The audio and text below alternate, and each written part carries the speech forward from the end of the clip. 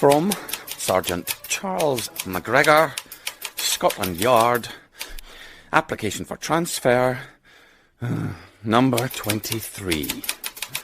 I know it has long been a tradition that when an outlying county cannot, or will not, handle a major crime, they call in Scotland Yard.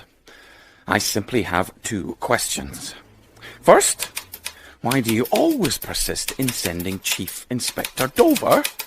And second, why, oh why, does he always ask for me to go with him?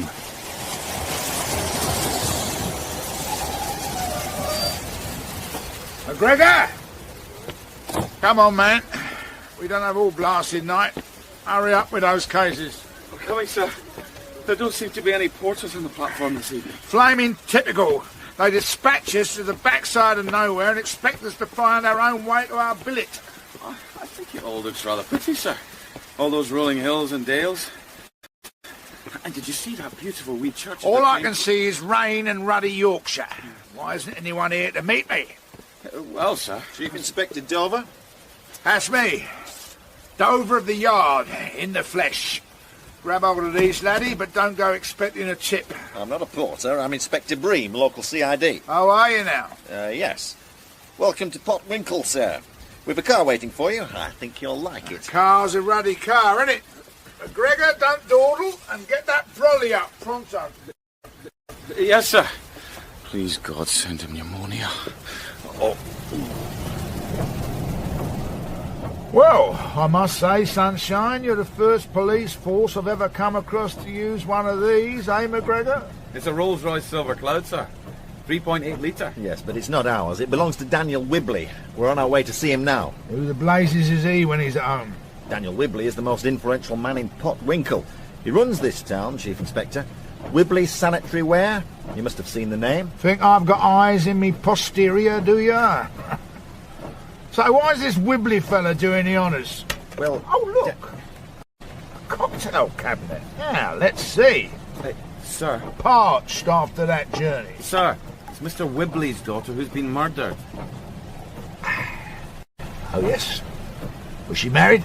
Yes, she was. Husband knocking him out? Well, yes. Actually, he was the one who found the body. John Perkin. Yes, that's him. Well, what are you sweating about? Just clap the old iron bracelets on this Mr. Whoever and shove him in the pokey. He'll be your man, all right? Always is, now. Oh, steady on, Chief Inspector. That's a bit sweeping, isn't You it? trying to tell me how to suck eggs, matey? A glorified traffic warden? I think not. Look, McGregor, cigars. I'm going to like this Wibley fella. I'll get right to the point. Chief Inspector Dover, is it? That's him, Mr. Wibley. Dover of the Yard. Oh, are those sandwiches for me? No, they're my supper. Can we discuss the case? No time like the present, sir. You'll find I'm a driven man, Mr. Wibley. Driven. Ask my sergeant here, McGregor. What am I? Driven. The reason I asked my friend, the Chief Constable, to call you chaps in is that I don't want there to be the slightest hint of suspicion that I've influenced the outcome of this case. And, as we all know, Scotland Yard is above reproach. Absolutely. You know, one of those malt whiskies would go down a treat while you film me in. On you go. Cynthia was only 21. 3 years ago, quite against my wishes, she married John Perkin, the son of one of our factory workers. Don't ask me why. Apparently, she loved him. The female heart, Dover. Yeah. And since then, she's lived on one of those soulless housing estates they throw up these days. Totally unsupported by me. What does this Mr. Perkin do, sir? I'll ask the question, McGregor. He's the manager of a small travel agency in the town. And your daughter? Wibley women don't work, Sergeant. Cynthia stayed at home, which is where she was found yesterday afternoon. Beaten to death with a poker. Poor girl. Sometime between 4:30 and 6:30, I believe. Oh, do you now? Couldn't these local wallers be more precise than that? Perhaps she was by the fire, sir. That would affect the onset of rigor mortis. Exactly. Trained him myself, you know. Her husband discovered her body when he returned from work. Then he contacted the police.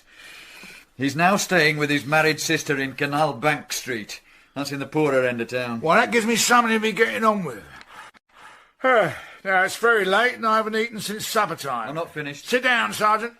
As you're aware, Chief Inspector, capital punishment's been abolished in this country, a most retrograde step, in my opinion. You're dead right there, Mr. Whibley. Criminal, I call it. So does McGregor. Well, I'm glad to hear it, so I'm relying on you, not just to get my poor daughter's murderer to trial, but to expose him as a cold-blooded, deliberate killer. I want him to throw away the key, Dover. That's as may be, Mr. Whibley, but we've got to catch our murderer first, ain't we? Good heavens, man, everybody knows who he is. He's John Perking, my daughter's wretch of a husband. Now, could you and I have a few quiet words alone? McGregor, scoot. Sir? Just wait outside.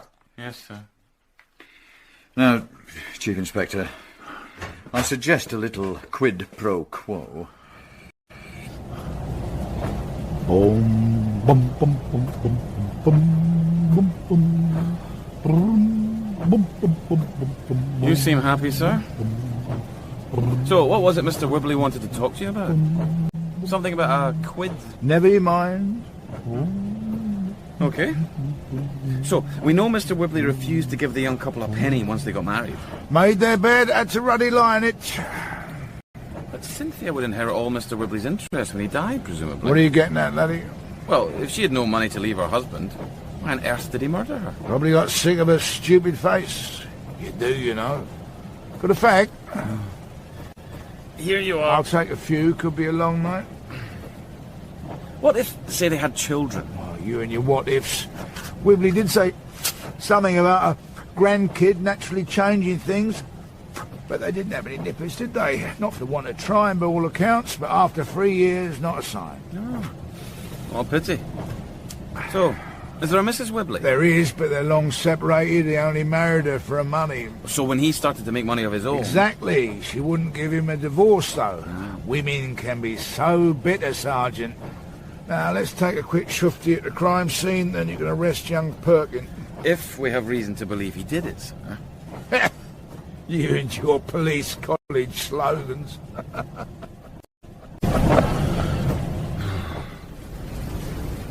Chief Inspector Dover. Constable Harris. Miserable night, isn't it? Yeah. Yes, well, if you'll follow me, gentlemen. The poor young woman's still in the living room. Husband found her. In quite a state he was. We haven't touched anything. I'll touch the kettle, will you, Constable? I need a cuppa fast. Very good, sir. Sir, fingerprints?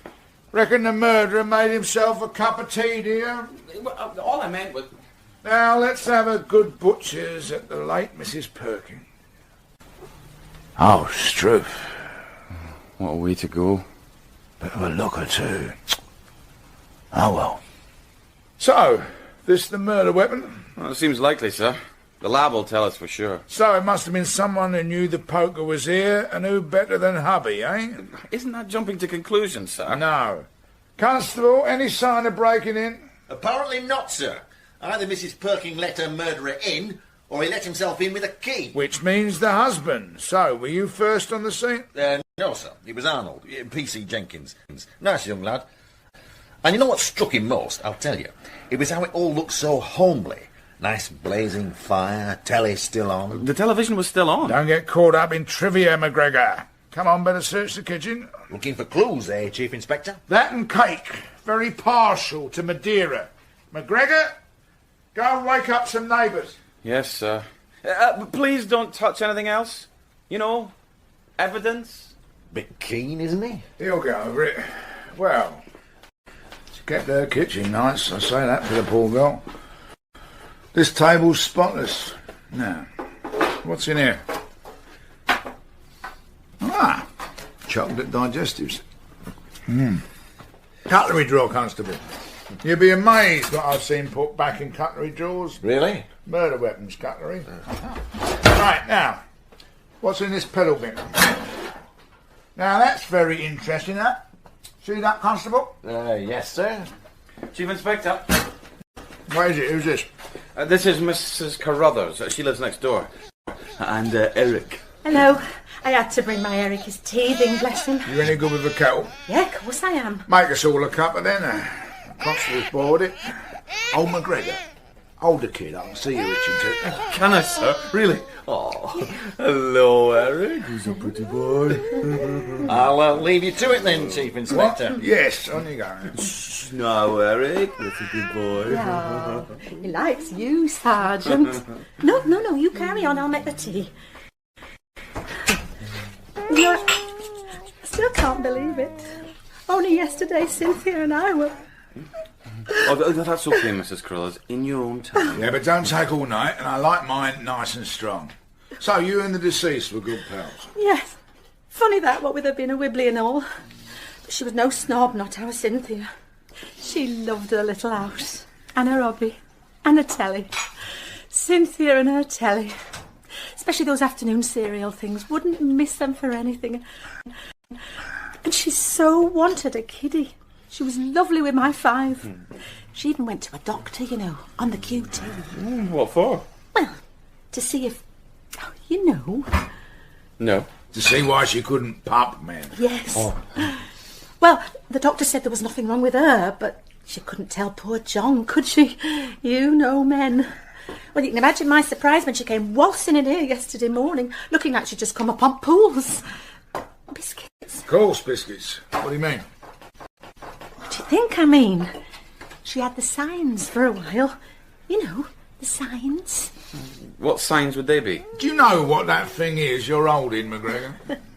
So, one day last week, without a word to her, Robbie, she went back to the doctor's for a test, to make certain. Well, it came through yesterday morning. That was the last time I saw her alive, when she walked out of my kitchen to go and phone her husband. Here's your tea. Oh, it's okay. Mrs... It's okay, precious. Mummy's here. Yeah, I'll take him. Thanks, love. Oh, lovely boy. You're saying Mrs. Perking was pregnant? What do you bloody think she's saying? And her husband knew she was up the, of her condition. Well, I suppose so. Must have done. Struth. Mrs. Carruthers, what time did Cynthia Perking leave you yesterday? Well, it'd be about 12:30.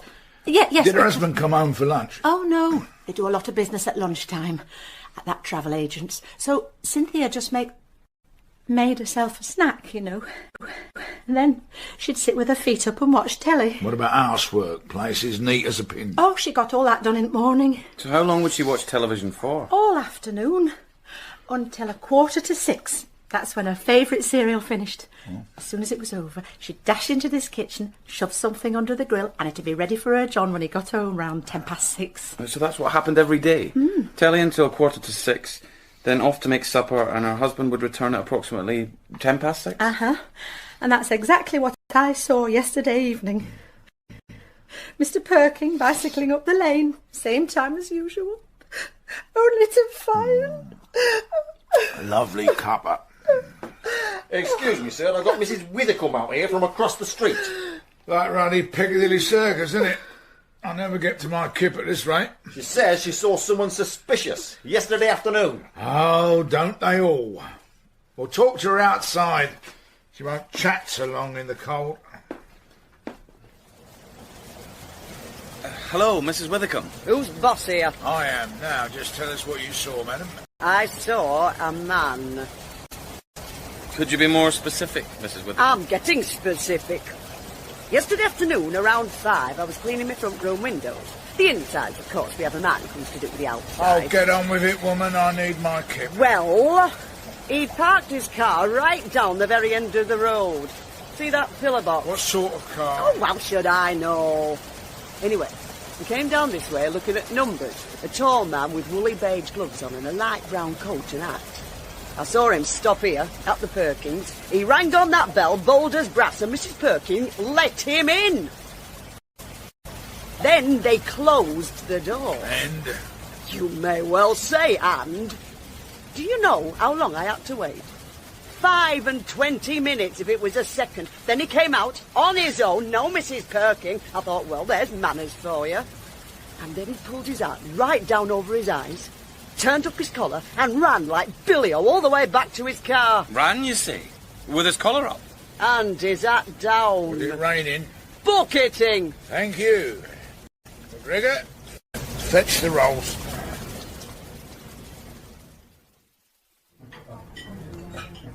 Have you chosen your breakfast, gentlemen? Bring me a bit of everything, especially black pudding. Use 2 plates if you have to. I'll have the kippers, please. Righty-ho. Oh, and excuse me for asking, but are you the policeman up from London working on that awful murder? We are indeed, and you can sleep safer in your bed, young lady, now that Dover of the Yard is here. Oh, I shall. And my name's Avril, of the dining room. And if there's anything you need, just say, Avril. Do you have any plans for this morning, sir? Why? I just thought there were 1 or 2 routine jobs that need doing, you know, that I could get on with. House-to-house inquiries, that sort of thing. I'll just stay here and deduce. Have you chosen your lunch, sir? I'll have the soup and double cottage pie with lots of veg. Okie dokie. Ooh, found any clues yet? Don't need clues, dear. I can smell a killer from here. Ooh, Chief Inspector. Calm down, Sergeant. There's still some lunch left. have you caught the one who done it? I won't tell anyone. Excepting me mum, of course. I'm sorry, miss. Avril. I really can't divulge... Oh, of course you can't. Sorry. I'll leave you two to it. Shall I? If you would, dear. Come on then, out with it. Well, for one thing, Cynthia Perking wasn't having an affair. Being who she was, everyone watched her like a hawk. So that makes it even less likely her husband did it, doesn't it, sir? Well, maybe he thought she was having an affair. That'd suffice. Is that all you found? Well, yes, so far. I want to learn more about the visitor in the car. I reckon he could be our man. Well, off you trot then, but pick up a sandwich on the way. Don't want you keeling over. Oh, yes, sir. And you'll be... Deducing. Avril? You've polished off most of our dinner desserts. But I found tomorrow's chocolate gatto in the fridge. Excellent. No need to slice it, Avril. Sir. Oh, here he comes. What is it now, McGregor? It's okay, she's giving me some cake. Well, one of the neighbours remembered that car. He's pretty sure it was an MG 1100 dark green, this year's model. Now, there can't be many of those in Potwinkle. So I checked with the local police. Offhand, they can only think of one person. Guess who? Hereford Topping Wibley. Yes. Who the hell is Hereford Topping Wibley? He's the nephew of Daniel Wibley. He brings his customers in here. And he looks like a killer. I'll just go then, shall I? Yeah, please. And now Cynthia is dead, sir. He'll be Daniel Wibley's sole heir. See? He's got a motive. You'll need a damn sight more than that before I take him seriously. But look at the timing, sir. Must I? Please. Cynthia Perking was killed in that front room sometime between 4:30 and 6:30. There was a good fire and the TV was on. Now, we know from Mrs. Carruthers that Cynthia always watched that serial. She never missed. It ends at 5:45, and as soon as it's finished, she switches off and goes into the kitchen to start supper. So, since she was killed in the front room, she must have been killed before 5:45, mustn't she? Well, she must have. Otherwise, she'd have been in the kitchen. You saw for yourself, sir. The table hadn't even been laid. Now, John Perking didn't return home until 6:10, but his wife must have been dead by then. So we're looking for someone who was in that house before 6:15, and we found him.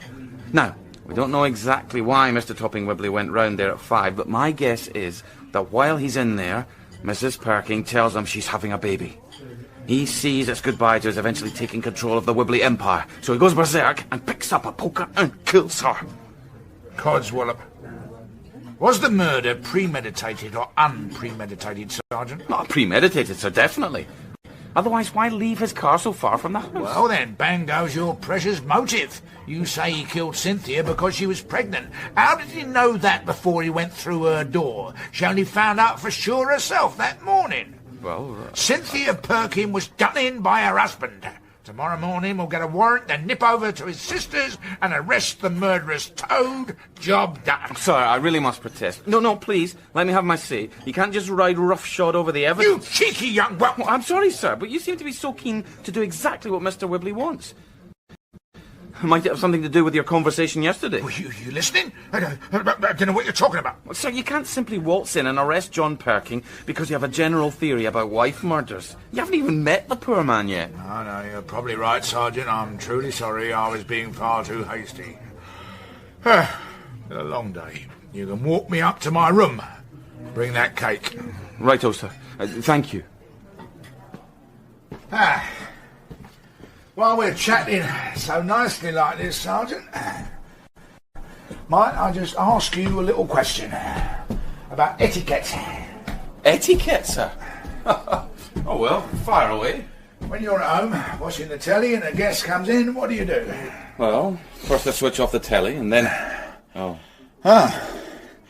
Ain't these hotel people heard of lifts? Cynthia Perkin is sitting there watching her TV. 5 o'clock, front doorbell rings, she switches off the telly and lets Mr. Toppin What's-It or whoever in.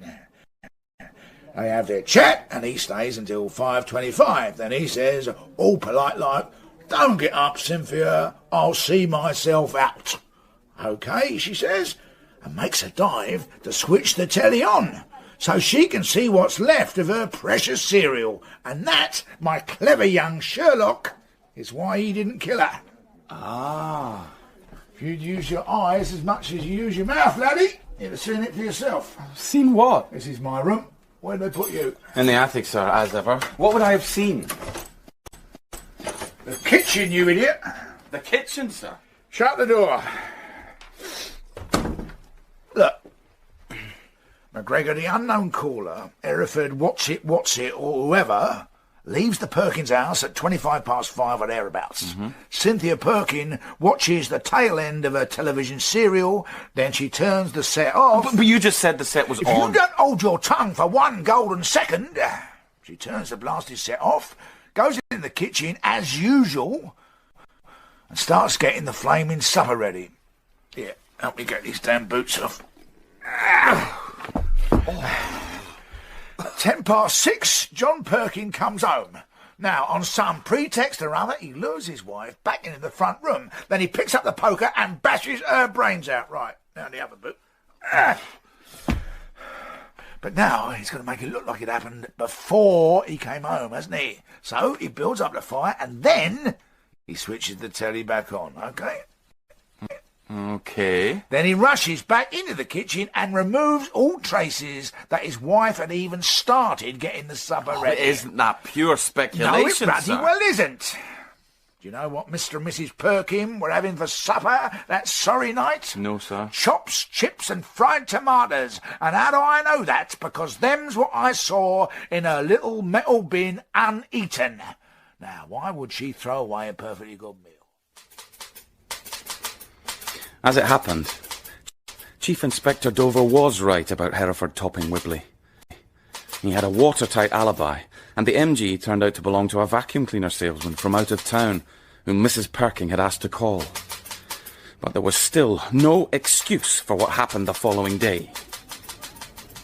There he is, Constable, skulking behind that pigeon. Do your job, lad. John Alexander Perking. Yes? What do you want? Put your pigeons down, lad. I have a warrant here for your arrest on a charge of murdering Cynthia Rosalind Perking. What? You're joking, aren't you? Oh, you can't just whisk him off like that. Of course we can, madam. Who's this? Mr. Perking's sister, I expect. It's her house. I must warn you, son, you were not obliged to... She was dead when I got home. She was dead, I keep telling you. I saw her lying there all covered. You've got to believe me. No, we don't. Take him away, lads. Come on now. What about Chirpy Bite Babies? We'll get you out, John. McGregor, I'm going to let you question Mr. Perkins' sister here, all on your own, son. My uncle had pigeons when I was a nipper. Hello, my little beauties. It's Mrs. Stafford, and don't think you're getting a cup of tea. I've got washing to hang up. Hostile witness. Make a note, Sergeant. Yes, sir. Mrs. Stafford, I just want to ask you a couple of questions. Me first. What happens now to our John? I imagine they'll remand him for trial at the next assizes. You haven't got a solicitor, I suppose. Us? This is Canal Bank Street. Most of them can't even spell the word. Make yourself useful. Hand me that sheet. No. Here. Well, if John's got money, of course. Money? John? Ha! He'd have earned more money working down Wibley's factory. But oh no, our John had to get out, make something of himself, wear a tie. That's why he joined that ruddy tennis club. Tennis club? Is that where he met Cynthia? Oh, good grief, no. The Wibleys have their own private tennis courts. No, it was that other girl, Mildred Denny.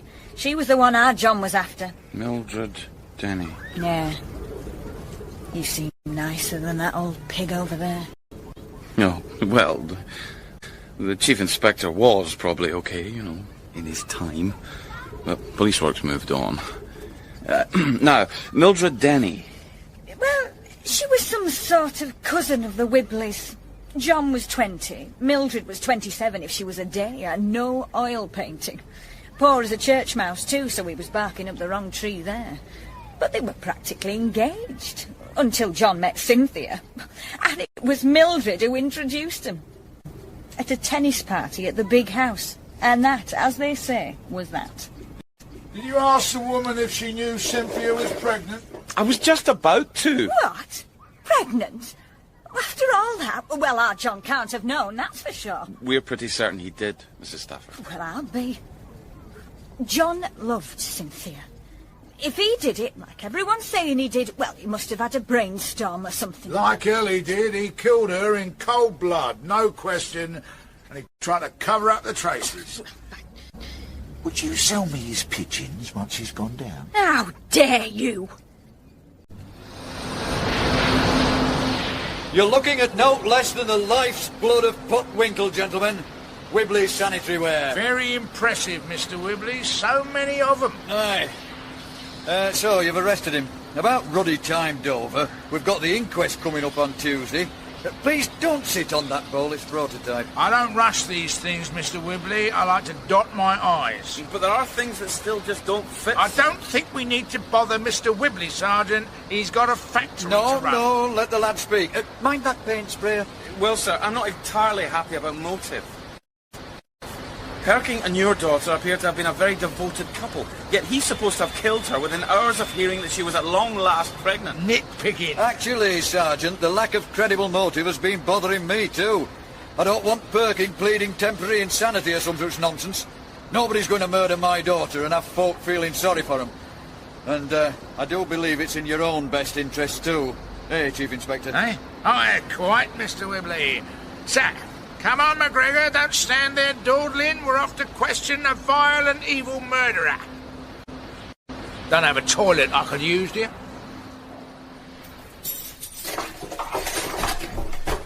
Visitors for you, Mr. Perking. Come on your feet. Hello, Mr. Perkin. Hello? McGregor, I think you'd better leave the two of us alone. Don't want to intimidate Mr. Perkin now, do we? Well, no, Constable, make my young colleague here a nice cup of tea and keep one warm for me. Sir? This shouldn't take too long, should it, Mr. Perkin? I can't tell you anything because I don't know anything. Oh, I think you do, laddie. You just need a bit of encouragement. You what? Come on, mate. Let's leave your boss to it. He knows what he's doing. Don't mind, I'll take my jacket off. So, how long have you two been working together? Too long. The old devil's from another age, Neanderthal, I think. Oh, I say you can't knock the traditional methods. Hear that? You know, I think our young fellow will be spilling the beans before long.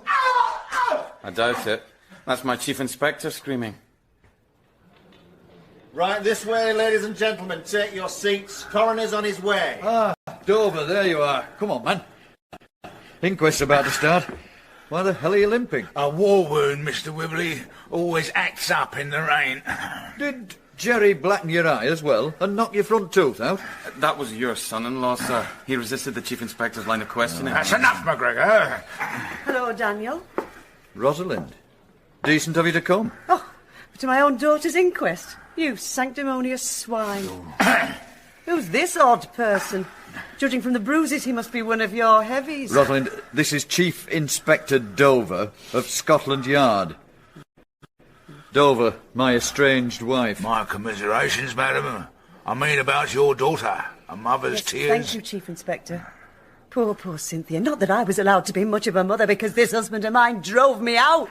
If you had not behaved like a bitch in the manger and refused to divorce me, I could have provided my daughter with any one of 100 mother substitutes. You heartless brute. Better heartless than frigid. Oh, don't Chief startle Inspector, that I think we should frig. take our seats. You You'd be a better go. father. This Shouldn't rather have been so keen to reminds go me and of marry any home. Tom, Dick or Harry. Don't talk to me about disastrous marriages, you harpy. Rosalind, Daniel, this is no place for quarrelling. My God, Attilia. Who the Pleasure hell's to this meet you one? too, Daniel. And who's the ugly little bird with her? all we idea, needed. sir.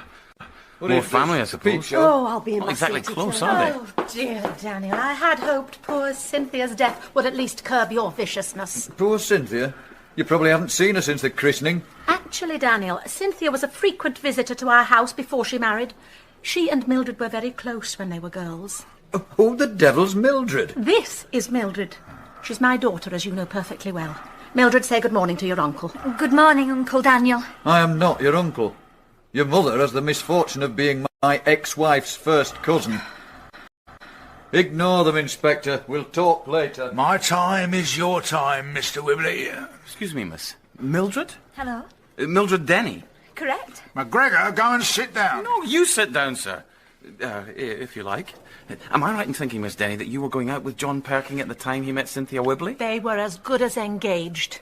Cynthia stole John Perking from my Mildred in a most despicable way. Mum, that was years ago. Poor Cynthia's dead. Mildred understood John. She could have helped him reach unprecedented heights in the arena of holiday booking. Madam, do you honestly regret your daughter not marrying a murderer? John would not have been a murderer if Mildred had been his wife. Would he, Mildred? Well, I don't know, Mother. I think he probably would. Come on, McGregor.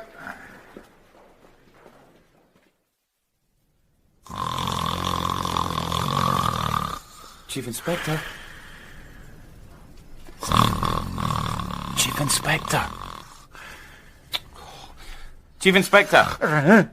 Oh, don't worry, Mr. W. Your factory's safe in my hands. It's me, sir. Huh? Oh. I was just mulling over the case, always mull better with my eyes shut. Lying under the covers in your smalls. Exactly. Now, go run my bath for me, will you? My whole body's aching from that lunatic. Oh, do you think Perking's insane, sir? No, he's not getting off that easy. Would you run that bath? Oh, all right. Sex. Excuse me, sir? Sex. That has to be Perkins' motive. If it isn't money, what else is there, eh? Eh? Well? We've established Cynthia wasn't into hanky-panky, so it must have been Naughty Johnny. But everybody says John Perking was devoted to his wife. Huh? That's why they're not chief inspectors. I reckon he had himself a juicy little popsy shacked up somewhere on the sly.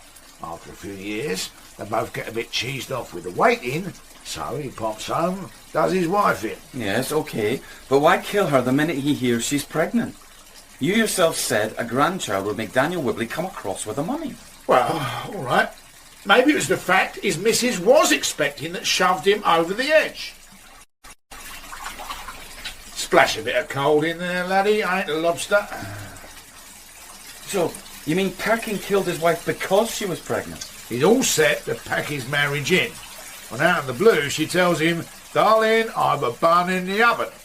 Now, he can't leave her for his popsy half so easily. So, bosh, poker time. Yes, that's your answer. I'm still not sure, sir. It's sex. The old male impulse. I'll stake my reputation on it. Anyway, we'll have to get down to it. You're going to interview Perking again? That lunatic, no ruddy fear. We'll start with his travel agency, just as soon as I've had my Tuesday bath. Ah! What? Ain't you ever seen a chief inspector naked?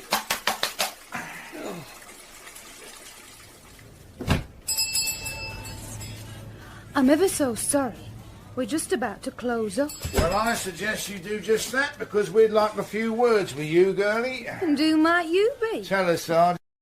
This is Chief Inspector Dover, and Don't need your biography, right, miss? So how long have you been working with Mr. John Perkin? That rhymes. Aye, so it does. Working. And you're Miss... Blockswitch. But you can call me Dorothea. Dorothea. What a lovely name. Ta? So what's yours then? Charles. Sergeant McGregor. Struth. So, how long have you been working here at the travel agency, Miss Blockswitch? Since I left school. But I'm a big girl now, Charlie. Aye. So you knew John Perkin pretty well then? Did he ever try getting fresh with you? I'd like to see him. I could eat 2 of him before breakfast and still have room for toast. The day your boss demolished his missus with a poker, did you notice anything unusual about his behaviour? Sir, he's only a suspect. Miss Blockswitch. Well, nothing especially that day. But he'd been touchy for a week or so, actually. How do you mean, touchy? I don't know. Touchy. Like he was all tense and worried about something. And you've no idea what? Didn't care, really. Only work here. Do you go out for lunch? Oh, that's very nice of you, Charles. I'm free most He meant, could your Mr. P be entertaining the Popsy in here while you were out scoffing your sandwiches? In here? You cops haven't half got sexy minds. He hasn't even made a pass at me. Can you believe that? No. Maybe he likes classy birds. Is that his office through there? Follow me, you two, and McGregor. Keep your hands in your pockets. Don't let him upset you. I'm the brains on this case. I like a man with a bit of brains, Charles. Nice comfy chair. Better than what we get at the yard, eh, McGregor? Yes, sir. So, Dorothea? Well, old Perky did go out sometimes. Matter of fact, he went out that very morning. What do you think of that? Not much until you give us some details. Well, he and I were arguing about the window display. Oh, yes. I'm just at the point of telling him what he can do with it. When he puts his hat and coat on, says he's going out. Well, good riddance, I thought. And what time was this? 10:30, 11:15, something like that. Did he tell you where he was going? I'd stopped listening by then. What time did he get back? About 12. And? Well, now I recall, he looked terrible. I mean, he wasn't exactly Rock Hudson to start with, but his eyes were staring out of his head, and his face was all white in his hands. What about his hands? Well, they were trembling, Charlie, and his breath was coming in great violent gusts. You're not writing a novel? He was upset about something, so there. He just came straight into this office, shut his door, and didn't come out all afternoon. Didn't Mr. Perkin get a phone call when he got back? Oh, that's right. You are clever. It was his late wife. Well, she wasn't late when, you know... Did you hear what she said, Dorothea? Well, actually, Charlie, no. A customer came in, and I had to show her where Aberdeen was on the map. It's in Scotland. By the time we were done, Mr. P had shut himself in his office again. And you're sure you don't know where he went that morning? Sorry, love. Name Nayland mean anything to you? Never heard of it. Nayland, sir? Trouble with you, laddie, is you're so clever you can't see what's under your flaming nose. Perkins' desk diary, see? An appointment the day he killed his wife. Nayland, 11 o'clock. Oh, well, Nayland. OK, well, that's not a very common sort of name, is it, sir? We should be able to track that fairly easily. Wonder if there's anything on his desk that might give us a clue. Well, perhaps you'd care to have a look. Yes, sir. Meanwhile, I'll just look through the local phone directory. I wonder who'll get lucky first, eh? Are you sure you two should be working together? Lucky there was only one Nayland in the book, wasn't it, sir? Dr. J. Nayland, MD. Well, this Nayland certainly isn't Perkins' regular doctor, sir. I can assure you of that. Thanks very much. Perkin had got the name of his own doctor written down quite clearly inside the first aid box, sir. Sir, are you okay? Don't like doctors ever since I had this fungus. Yes, can I help you? Dr. J. Nayland? J. Nayland. Who are you, chap? We're police officers, sir. This is Chief Inspector Dover of Scotland Yard. Can we come in? Well, I suppose so. Make sure you wipe your feet. I'll wipe them on your face if you don't let us through that door. Listen, if it's about that young girl who works at the bookies, she's making the whole blessed thing up. Do sit down. Good grief! I'm an ex-officer of the RAMC. It's not about the young girl from the bookies. Do you know a man called John Perkin? Can't say I do. Now, if you'll just... He's a patient of yours? Oh, well, can't keep tabs on all the poor devils. That's why I've got my files. Doesn't the name John Perking mean anything to you? No. Should it? John Perking has been arrested for murdering his wife. Blimey. Sorry, do you mind if I just... Purely medicinal, you understand. I'd pass it around, but I know you chaps don't indulge while on duty. You've been watching too many films. Don't worry about a glass. John Perking came to see you on the morning of the day he killed his wife. Oh, yes, well, the Cove did have a busy day, didn't he? Look him up in your records now. Well, you see, I really don't think this is quite ethical. Doctor-patient relationship, you understand? Listen, you public school quack, don't try getting clever with me. I'll push those false gnashes so far down your throat, you need to sit on a scrubbing brush to brighten them. Yeah, OK. Is John Perkin a regular patient of yours? No, not what you'd call regular. He rang me up, about 2 or 3 weeks ago and asked for an appointment. And what did he want to consult you about? Mr. Perking consulted me on a very delicate and intimate matter. Which was? He wanted to know if he was capable of fathering a child. But why didn't he go to his own doctor? Because he wanted it done on the quiet, that's why. And all this happened 2 or 3 weeks ago? Yes. Naturally, I don't have the facilities to do all the lab work here, so I had to send off the specimens. Well, the other day I got the results from the laboratory, and I suggested he should pop in and see me, which he did. So that must be why he'd been so on edge, sir. Just waiting for the results. Well, we know what the ruddy results were. He must have been cock-a-hoop. Hardly. He took it very badly. Seemed to think it was my fault. I'm sorry? Why should he react like that? What was in the lab report? Words of one syllable, negative. Negative? That's right. Nobody would ever call him Daddy. Oh, but there must be some mistake. That's what he kept saying, but no mistake. Oh, so let me get this quite clear. As of this moment, John Perking is incapable of fathering a child? And always has been. Shooting blanks. That clear enough for you? Not that it's going to be much of a problem if he's going off to do a 20-year stretch. I say, you chaps have gone awfully quiet. Sir, what do you make of all this? Poppycock. Oh, look here. Let's be sensible about this. The lab report is correct. Besides, they'd been trying for 3 years and nothing had happened, had it? Listen, Dr. Smart Alec, Perkins' wife was 2 months pregnant when he did her in. She'd been told that for definite by her own doctor that very morning. Yes? Well, maybe her lab tests were wrong. Never thought of that, did you? The pregnancy was confirmed at post-mortem, smart-ass. All right, well, little wifey may have been pregnant. That doesn't mean the husband's responsible, does it? You must have led a very sheltered life, Chief Inspector. Come here. No! Chief Inspector, you're strangling him. Wayland, you can get into serious trouble slandering poor dead girls who can't defend themselves, especially when they've got influential fathers. Not another word about Cynthia Perkin, eh? All these tests, understood? Understood. Now, any more of that whiskey going? It was rather smooth. 1 small salad, 1 extra large cod. So, have you cracked it then? Well, actually, it's proving a real poser. I'm on top of it, young lady. Don't you fret. Have you considered gangland slaying? Well, call me if you need me. Right. Well, we know Cynthia Perking was pregnant. And we know her husband couldn't be the father. Poor Mr. Wibley will be mortified. Boy, Sunshine, you are not telling Mr. Wibley anything, you hear me? Not a thing. He won't like it. If Mr. Wibley doesn't like it, he won't offer me... Won't offer you what, sir? His full support. What else could he offer me? Oh, I don't know, sir. A job, sir? Like head of security with Wibley's sanitary ware? You just button it. It's not easy being my age, McGregor. Even when you are a national legend. OK. Dr. Nayland tells Perking he's sterile. The poor guy's absolutely shattered and returns to his office. Almost immediately, Mrs. Perking rings him up and tells him she's expecting.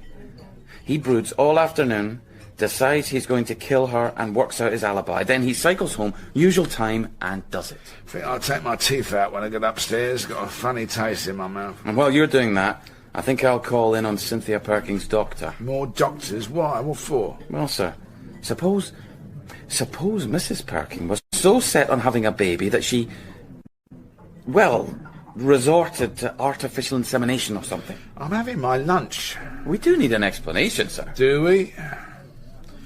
I was keen like you once, Sergeant. But fortunately, I grew out of it.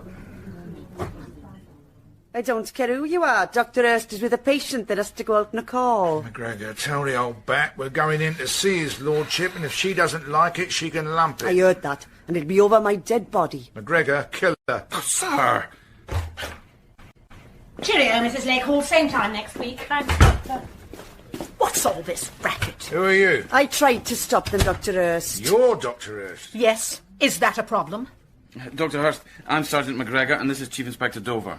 I can't imagine why you had to come at this time. Begging your pardon, madam, but on murder inquiries, every second counts. Well, you can ride in the car with me. I've a sick patient to see. Considering your size, you'd better stretch out in the back. I'm not getting into a car with a woman driver. Hope you don't mind the open roof. The air clears my head. What'd you say? I thought you'd already arrested your man. There are still some loose ends. No, I find the idea Mr. Perking murdered his wife so brutally quite ludicrous. He struck me as being a very decent, loving man. He struck me as being a ruthless thug. Can you put your windows up? Happy. Now, what was it you wanted to see me about? Cynthia Perking's pregnancy. We're a bit puzzled about it. I really can't see why. We carried out a perfectly simple test, and the results came back positive on the very morning she was killed. Poor lady, she was so... Get out of the way, man! Dear God, talking of murderers. Would you be surprised to hear that John Perking consulted another doctor some weeks ago on the question of his fertility? No, not really. These things are often easier to discuss with a stranger. And a man. He told us John Perking was sterile. What? The madwoman's doing it again. Mrs. Perking, I do assure you, was pregnant. Of course, there could have been another man, I suppose. Well, did she give you any reason to believe that might be the situation? No. As I told you, she was wildly delighted. I found it very hard to believe there was someone else involved. Well, how about artificial insemination? Quite out of the question. Apart from anything else, the husband has to give his consent. How do you explain it, Doctor? Fortunately, I don't have to. A fleeting encounter, perhaps? In her desperation to have a child, she alighted on someone who... Could the doctor have mistaken Perking's condition? The diagnosis would be based on tests made at the laboratory. All he would have to do is read. Well, it's a mystery. Yes, isn't it? Now, I'd better get to my patient. Just hold your horses. What? The laboratory everyone keeps whittering on about, where is it? It's attached to our general hospital. But a mistake on the lab spot is quite out of the question. Everything they do is checked and double-checked. Now, Not yet. When you examined Mrs. Perkin for pregnancy, what did you do exactly? Oh, really? Skip the messy bits. I thought you said something about making some sort of test. That's right. One takes a sample of blood which is then injected into a rabbit. Do you do all that? Of course not. I send the blood sample to the laboratory. The same laboratory? Well, yes. The same laboratory. Oh, Johnny, where have you been? Chief Inspector, sir. Shh, quiet, McGregor. We're just at the exciting bit. Sir, you've been watching that television for hours. And? I just phoned that laboratory at the hospital. So? The director's secretary said he can see us this afternoon. I said we'd be around in about 10 minutes. Hold your horses. What's your hurry? Well, you said yourself, the lab must have made a mistake about Perking. You know, being sterile. Yeah, probably. We don't trust the medical profession. Do you know, one of those idiots told me I had to cut down on drinking, smoking and eating. How about breathing, I said. That shut him up. The car's waiting outside. If the lab did make a mistake, sir, that would make everyone in court feel a bit of sympathy for Perking, wouldn't it? And they might not throw away the key. I suppose so. I'm my own worst enemy. Do you know that, McGregor? Oh, I wouldn't say that, sir.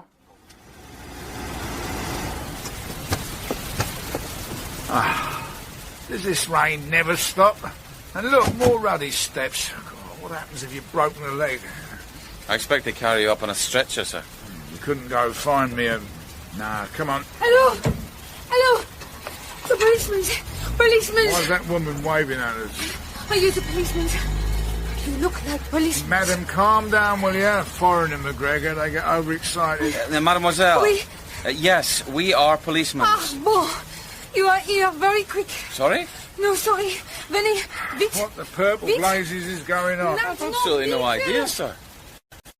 She does seem awfully pleased to see us. I'll catch her up, shall I? Hurry, please. The lift is opening now. She needs sedating, this one.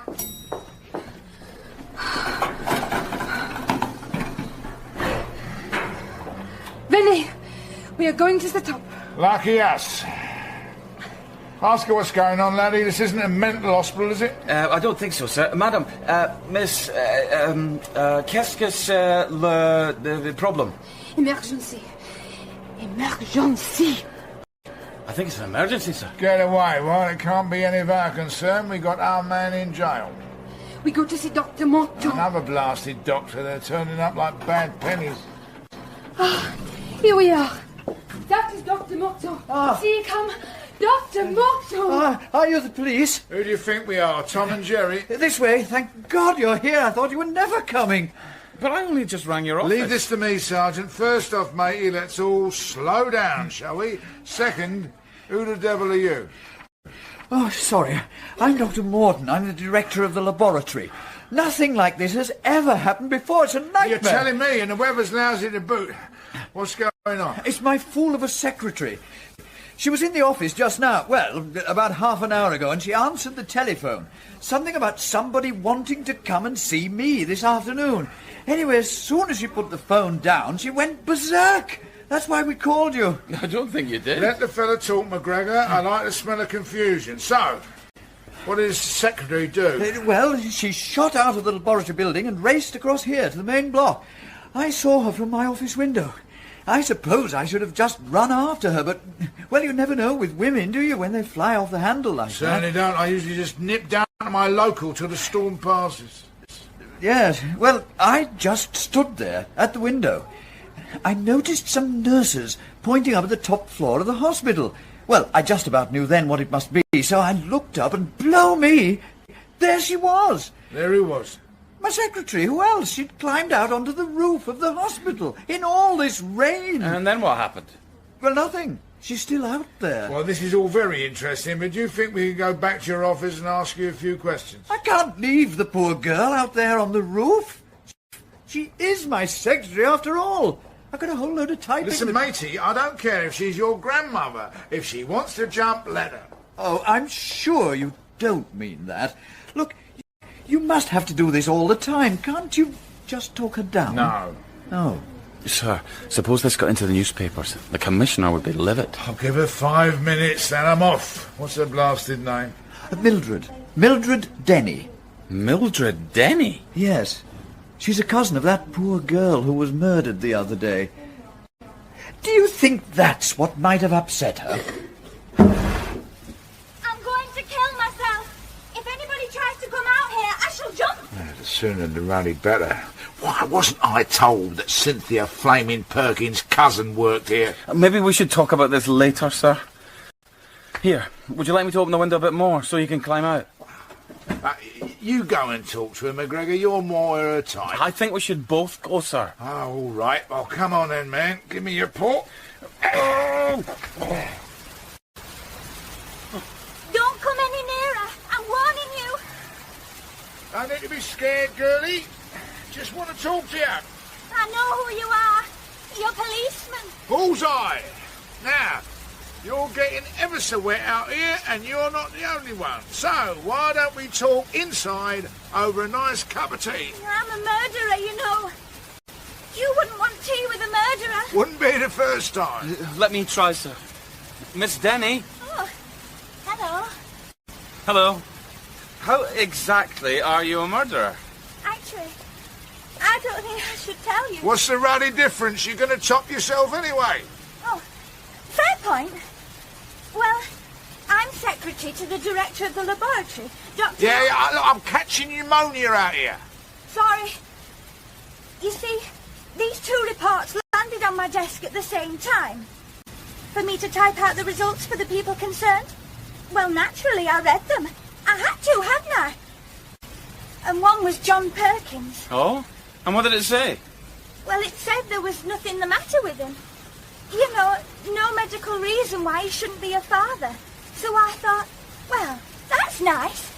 I did, honestly. No medical reason why he shouldn't be a father? No. Go on, girl, and don't interrupt McGregor or we'll be here all day.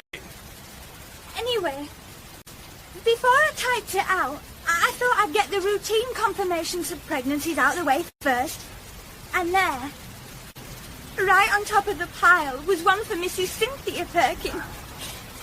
Well, it was just too much. It really was. What did you do? I mean, she always had everything, did Cynthia. Good looks, lots of money, wonderful backhand. She even had my John. And now she was going to have the baby she'd set her heart on. Well, it just wasn't fair, was it? I think I'll jump. No, please, here, take my hand, Mildred. No, go away. McGregor, Get back away off, from you me. fool. It's okay, Mildred. Just move away from the edge. That's a good girl. And tell us what you did. Well, it was so simple. All I had to do was alter John's lab report. Just change one little word. Positive, negative. John would be told he was sterile at the very moment Cynthia was told she was pregnant. I know John. He'd go mad if he thought Cynthia had been unfaithful. And he did, didn't he? Madder than I thought, actually. And I knew he'd rather die than tell anybody why he'd done it. Men. Dear Lord, but why on earth didn't you keep your trap shut? You'd have been safe as houses. But I thought you'd found out what I'd done. When you phoned up to say you were coming to the lab, I just assumed... Yeah, well, we had, more or less. I was on to you, missy, make no mistake. But listen, Mildred, I know you love John. So why don't you just come over here to me, and I'm sure we can get round all this. Well... Come on, sweetheart. Oh, all right. Thank you. You're very kind. Grab her! Grab the fool, get the bracelets on her. Hey, oh, right, sir. If I'd have been you, girl, I'd have jumped.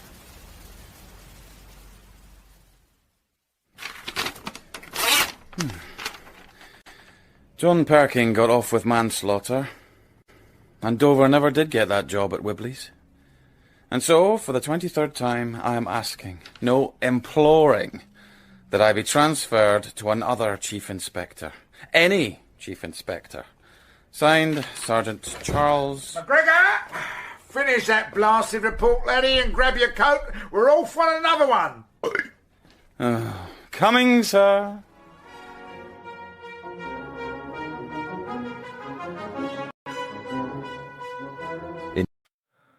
This world is endless, so wide, so far, but somehow I'm still lost in you.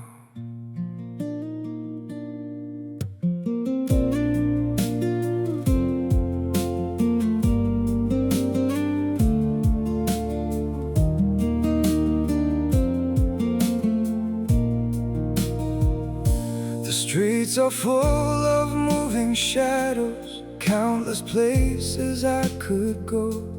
City shining, people passing, yet I still feel so alone. Every road keeps leading nowhere, every sky feels cold and blue.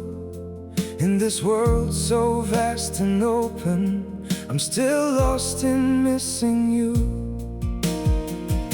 The world is wide, so wide before me,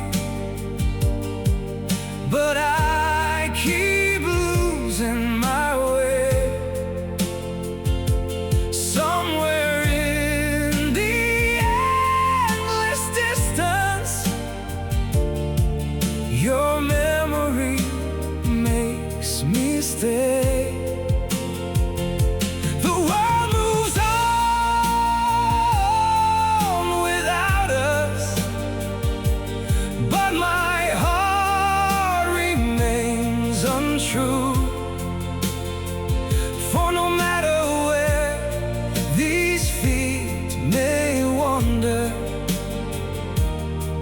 I'm still lost in missing you.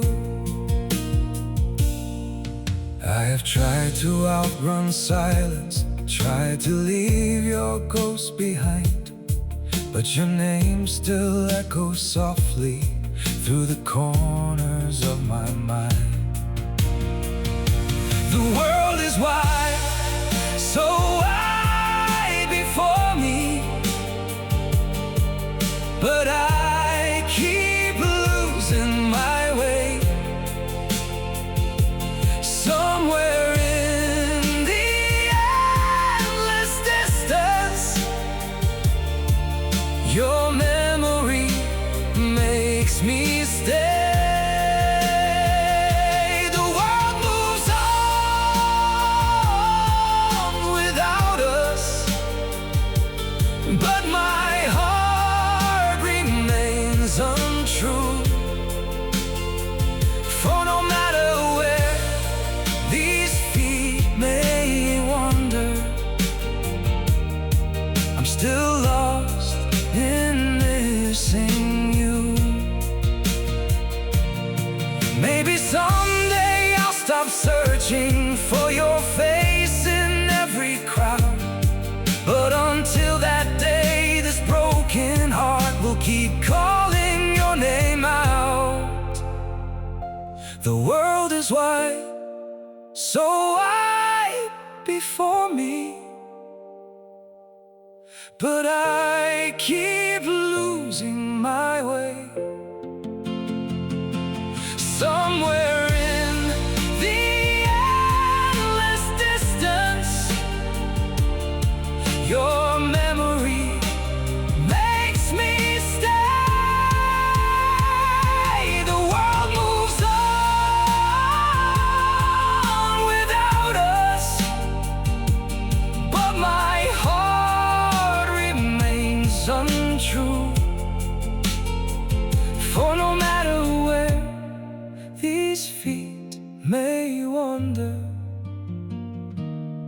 I'm still lost in missing you.